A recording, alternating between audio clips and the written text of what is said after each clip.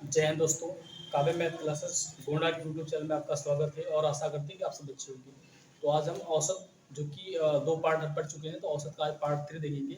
ठीक है, तो चलो पहले प्रश्न पे चलते हैं अपने, जो कि अग्निवीर जीडी ट्रेड्समैन के लिए है, जो कि एग्जाम 17 अप्रैल से स्टार्ट है। तो औसत से जो कि एग्जाम में हर बार परीक्षा पूछे, हर परीक्षा में लोग औसत से सवाल पूछे जाते हैं।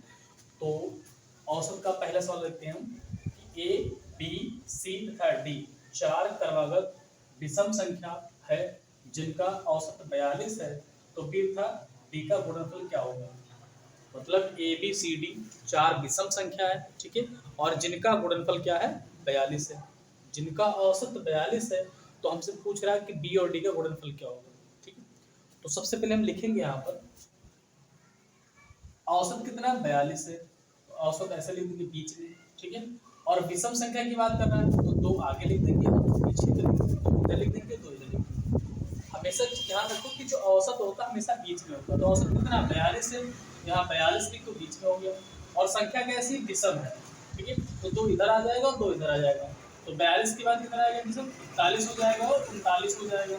ठीक है, और उसके बाद इधर 43 हो जाएगा और 45 हो जाएगा। अगर हम इनको मान ले ए, इनको मान ले बी, इनको मान ले सी, इनको मान ले डी, और ये आपका औसत हो गया, तो ऐसे रहने देंगे, सम संख्या है। ठीक है, हमसे पूछ रहा है कि बी और डी का गुणनफल क्या होगा। तो बी आपका 41 है और डी आपका 45 है। तो बी और डी का जब गुणनफल निकालेंगे, मतलब 41 गुणे 45 करेंगे, फिर हमारा आंसर हो जाएगा। 41 गुणे 45 करेंगे तो हमारा आंसर हो जाएगा। तो 41 और 45 का जब गुणा करेंगे,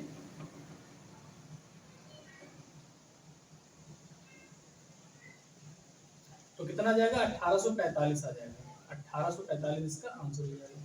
ठीक है, 1845 जो होगा इसका आंसर हो जाएगा। कोई दिक्कत, मतलब औसत जो होती है हमेशा बीच में होती है। औसत कहाँ होगा, बीच में होगा। ठीक है, और विषम की बात कर रहा है, तो 42 आपका सम था, तो उसके पहले 41 और 39 हो जाएगा, उसके बाद 43 और 45 हो जाएगा। इसको हम ए मान लेंगे, इसको बी मान लेंगे, इसको छोड़ देंगे विषम संख्या, फिर सी और डी मान लेंगे। बी और डी का गुणनफल मतलब 41 और 45 का गुणा करेंगे तो हो जाएगा 1845। तो इस सवाल का ही हमारा आंसर हो जाएगा। ठीक है दोस्तों, तो इस टाइप के सवाल को हम ऐसे निकाल सकते हैं। हाँ चलिए दोस्तों, अगले प्रश्न पे चलते हैं। तो प्रश्न अपना ये है कि 10 संख्याओं का औसत 7 है। यदि प्रत्येक संख्या में 12 से गुणा किया जाए तो नया औसत क्या होगा। ठीक है, 10 संख्याओं का औसत 7 दिया गया है और प्रत्येक संख्या में 12 से गुणा कर रहा है। ठीक है, तो नया औसत क्या होगा, हमसे पूछ रहा है। तो अगर औसत के प्रश्न में अगर प्रत्येक संख्या में जितनी जोड़ी जाएगी या जितना घटाया जाएगा, जितना उसमें जोड़ा जाएगा और या जितना घटाया जाएगा, ठीक है, उसका सीधा प्रभाव जो होता है उसके औसत पे पड़ता है। ठीक है, लेकिन इस सवाल में भाग करने गुणा करने की बात कर रहा है, तो हम क्या करेंगे, जो जैसे 10 संख्याओं का औसत कितना है, 7 है।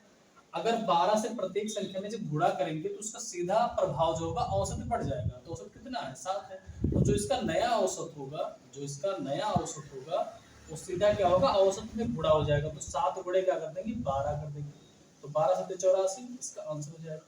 ठीक है, मतलब अगर औसत के प्रश्न में अगर कोई चीजें उसमें जोड़ी जा रही है या घटाया जा रहा है या उसमें भाग किया जा रहा है, ठीक है, तो उसका सीधा प्रभाव उसके औसत पे पड़ता है। ठीक है, तो यहाँ पर प्रत्येक संख्या में 12 से गुणा करने की बात कर रहा था, तो हम क्या करेंगे, औसत में 12 से गुणा कर देंगे और हमारा आंसर हो जाएगा। तो इस टाइप के सवाल को ऐसे सॉल्व कर सकते हैं। ठीक है दोस्तों, हाँ चलिए दोस्त, अगला प्रश्न अपना देखते हैं। प्रश्न अपना ये है कि 5 संख्याओं का योग 240 है। इनमें से पहली दो संख्याओं का औसत 30 और अंतिम दो संख्याओं का औसत 70 है, तो तीसरी संख्या बताओ। मतलब 5 संख्या है और उनका योग 240 दिया गया है। ठीक है, उसके बाद दो संख्याओं का औसत 30 है और अंतिम दो संख्याओं का औसत 70 है। हमसे पूछ रहा है कि तीसरी संख्या क्या होगी। तो सबसे पहले जो योग दिया उसको नोट कर लेंगे। योग कितना, 240 है, लिख लिया ऐसे। योग कितना है, 240 लिख लेंगे। फिर क्या करेंगे हम, पहली दो संख्या का औसत कितना है, 30 है, तो इनका हम निकालेंगे योग। यहाँ लिखेंगे पहली पहली दो संख्या का योग, दो संख्या का योग, इनका निकाल लेंगे हम यहाँ से। तो कितना हो जाएगा, 2 गुणे 30 करेंगे तो 30 गुना 60 हो जाएगा। और अंतिम अंतिम दो संख्या का योग निकालेंगे तो कितना हो जाएगा, क्योंकि दो संख्या है और औसत 30 है तो 2 बड़े 70 कर देंगे, 70 और 30 कितना 140 हो जाएगा। अब अगर यहाँ से हम जोड़ेंगे तो 2 और 2 4 संख्याएं होंगी और संख्या टोटल कितना है 5 है। अगर इनको हम प्लस करेंगे तो हो जाएगा 200। अगर 240 में से हमें तीसरी संख्या निकालना है तो हम क्या करेंगे, तीसरी संख्या बराबर 240 लिखेंगे और उसके बाद 200 वहां से माइनस कर देंगे।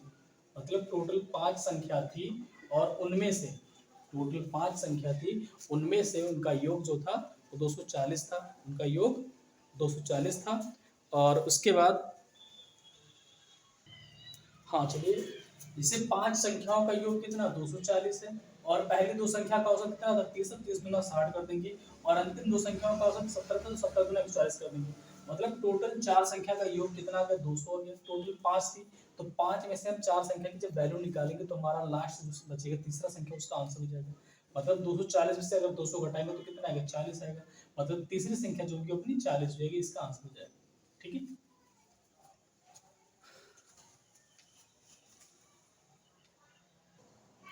हाँ चलिए दोस्त, सवाल देखने से पहले रिक्वेस्ट रहेगा यार कि चैनल को थोड़ा शेयर भी क्या करो, लाइक भी करो, चैनल को सब्सक्राइब भी कर लो जो नए हमारे दोस्त जुड़ रहे हैं। ठीक है, तो चैनल को सब्सक्राइब कीजिए, शेयर कीजिए, लाइक भी कीजिए जबरदस्त तरीके से। ठीक है, थोड़ा मोटिवेशन मिलता रहेगा तो और मजा आएगा पढ़ाने में। ठीक है दोस्तों, तो चलो अपने प्रश्न पे चलते हैं। प्रश्न अपना ये है कि दो संख्या ए तथा बी का औसत 20 तथा बी तथा सी का औसत 29 है, सी तथा ए का औसत 21 है, तो ये का मान ज्ञात करो। मतलब ए और बी का औसत कितना दिया है 20 दिया है, बी और सी का औसत 19 दिया है, सी तथा ए का औसत 21 दिया। तो पहले इनका योग निकालेंगे, उसके बाद हम ए की वैल्यू पूछ रहा है तो हम लिखेंगे ए प्लस बी। जब निकालेंगे यहाँ से तो 20 लिखेंगे और एक और एक दो पद है तो उस दो से गुणा कर देंगे, 20 गुना 40 हो जाएगा। इसी प्रकार बी प्लस सी जब निकालेंगे हम तो 19 लिखेंगे और गुणे कर देंगे 2, क्योंकि इनका औसत 19 दिया है, 19 गुना 38 हो जाएगा। फिर सी प्लस ये निकालेंगे हम तो हो जाएगा 21 गुणे 2 कर देंगे, 21 गुना 42 हो जाएगा। अब इनको जब हम प्लस करते हैं तो डबल बार ए है, डबल बार बी है, डबल बार सी है, तो दो कॉमन ले लेंगे, ए प्लस बी प्लस सी कर देंगे और जब जोड़ेंगे तो कितना आएगा 40 और 38 कितना हो जाएगा 78, 78 2 80, 80 चलिए 120 हो जाएगा। अब इनको जब प्लस करेंगे और इनको जब प्लस करेंगे हम तो 2 बार ए मिलेगा, 2 बार बी, 2 बार सी, तो यहाँ पर हम दो कॉमन ले लिए हैं। ठीक है, फिर अगर यहाँ से देखा जाए तो ए प्लस बी प्लस सी की जब वैल्यू निकालेंगे तो हो जाएगा 120 और बटे में क्या होगा 2 से भाग कर देंगे 60 आ जाएगा। मतलब ए प्लस बी और प्लस सी की वैल्यू कितना आ गया 60 आ गया। हमसे पूछ रहा है कि ए की वैल्यू बताओ। अगर हम यहाँ पर ए प्लस बी प्लस सी तो लिखा है, अगर यहाँ पर हम बी प्लस सी की जो वैल्यू उसको माइनस कर दे तो हमें ए की वैल्यू पता हो जाएगा।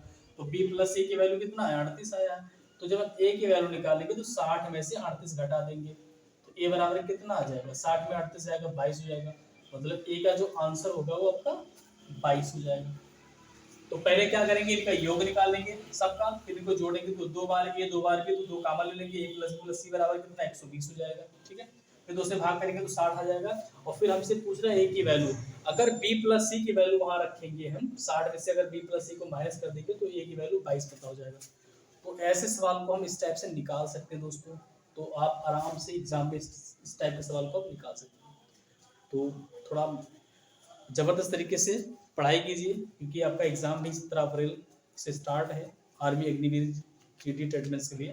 ठीक है, तो ज़बरदस्त तरीके से पढ़ाई कीजिए और साथ साथ वीडियो को लाइक शेयर और वीडियो को पूरा देखा करें दोस्त, तो पूरा नहीं देखते हो। ठीक है, पूरा वीडियो देखिए तभी समझ में आएगा। ठीक, और जो दिक्कत है उसको वीडियो कमेंट कर दिया करो, उसका सजेशन बाद में बता दिया जाएगा। ठीक है, हाँ चलिए दोस्त अगला प्रश्न अपना देखते हैं।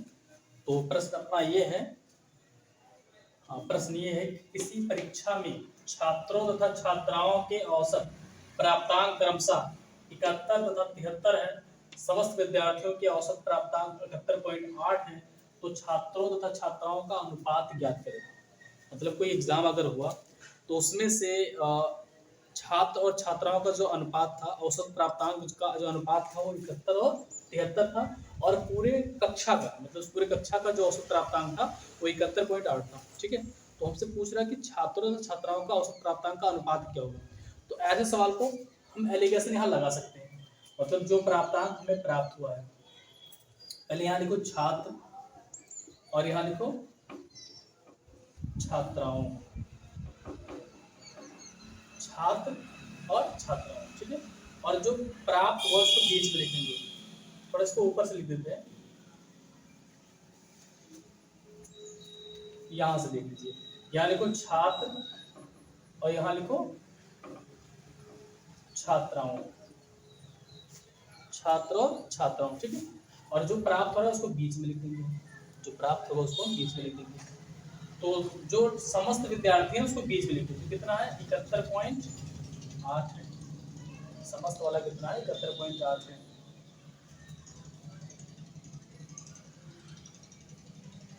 और छात्र को कितना मिला है, छात्रों को कितना है 71 है, और छात्राओं कितना है 73 है, ठीक है। अब 73 में से अगर हम 71 घटाएंगे तो कितना आएगा,